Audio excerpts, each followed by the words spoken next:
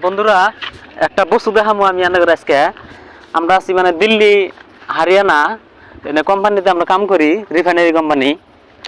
তে ঢালাই যে বানায় মানে বড় বড় কাম করে কোম্পানির মধ্যে ঢালাই যে বানায় এই ঢালাইয়ের এইটা মেশিন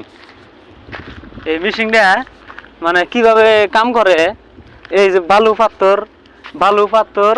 আইনে হেরে এনে জিসিবি দিয়ে এনে দেয় দেওয়ার পরে এনে মালগুলো এন থেকে এনে লিপ আছে এই লিপ দিয়ে এনে যায় এনে উঠে যায় ওখানে যায় মানে মিক্স হয় আর কন্ট্রোল করা মেশিন আছে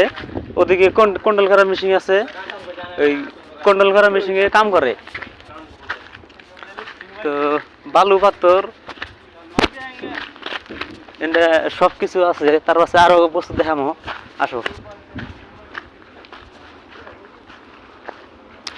এটা এই যে বস্তুটা এটা সিমেন্টের ঘর এই বস্তুটা সিমেন্ট ওই ইতে যায় পাইপ আছে ওই পাইপ দিয়ে ওই মিশিংয়ে যায়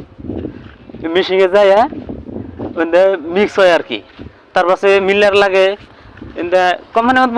বহুত বস্তু আছে এনে আমরা থাকি এন থেকে আগে কাম করা সাইড হলো আলাদা মানে এটা এন থেকে আমরা এই যে ঢালাই চালাই এনে তার পাশে আগে থাকা রুম এনে সব কিছু ইয়ে থেকে যায় আরো বস্তু মানে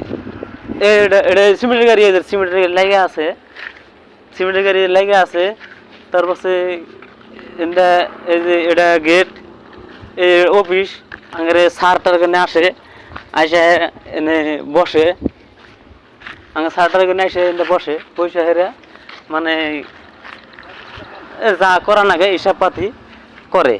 তে